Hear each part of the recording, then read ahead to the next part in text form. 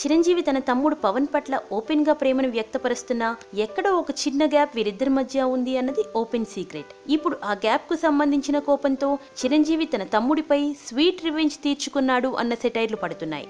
ఇక వివరాల్లోకి వెళితే నిన్నటితో ముగిసిన వీకెండ్ తో Chiranjeevi Khaidi number 150, Pawan Attarintiki Daredi gross collection mark $1.93 million మార్కును క్రాస్ చేసి $2 మిలియన్ మార్కును చేరుకుని ఖైదీ ఓవర్సీస్ సినిమాల టాప్ 5 లిస్టులో స్థానం పొందినట్లుగా వార్తలు వస్తున్నాయి. తెలుస్తున్న సమాచారం మేరకు ఖైదీకి టాక్ ఎలా ఉన్నా ఓవర్సీస్లో $2.5 మిలియన్ మార్కును చేరుకోవడం పెద్ద కష్టం కాదు అని అంటున్నారు.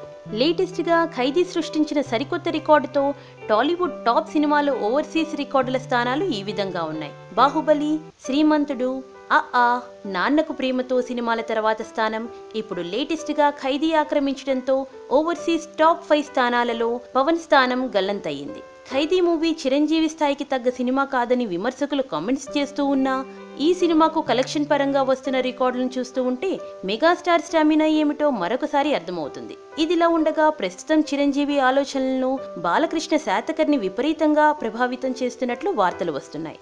తెలుస్తున్న సమాచారం మేరకు చిరంజీవి తన 151వ సినిమాకు సంబంధించిన ప్రాథమిక చర్చలు వేగం పెంచినట్లు వార్తలు వస్తున్నాయి. ప్రస్తుతం చిరంజీవి మనసు ఉయ్యాలవాడ నరసింహారెడ్డి కథను ఎట్టి పరిస్థితులలోనూ ఎంచుకోవాలి అన్న నిర్ణయంలో ఉన్నట్లు తెలుస్తుంది. శాతకర్ణికి లభిస్తున్న ఆదరణ రీత్యా చిరంజీవి ఈసారి మరొక చారిత్రాత్మక సినిమాలో నటించాలని ఆలోచనలు చేస్తున్నట్లు తెలుస్తోంది. అయితే ఇలాంటి సినిమాలు తీయడంతో ఇప్పటికే తన రేంజ్ను నిరూపించుకున్న క్రిష్ కు ఈ ప్రాజెక్ట్ అప్పచెప్తే ఎలా ఉంటుంది అన్న ఆలోచనలు చిరంజీవి మనసులో ఉన్నాయని టాక్. ఈ వార్తలే నిజమైతే మరో చారిత్రాత్మక సినిమాకు రంగం సిద్ధమవుతోంది అనుకోవాలి. ఇలాంటి మరిన్ని తెలుగు టాపిక్స్ గురించి తెలుసుకోవాలంటే మా తెలుగు ట్రెండ్స్ ఛానల్ కి సబ్స్క్రైబ్ చేయండి.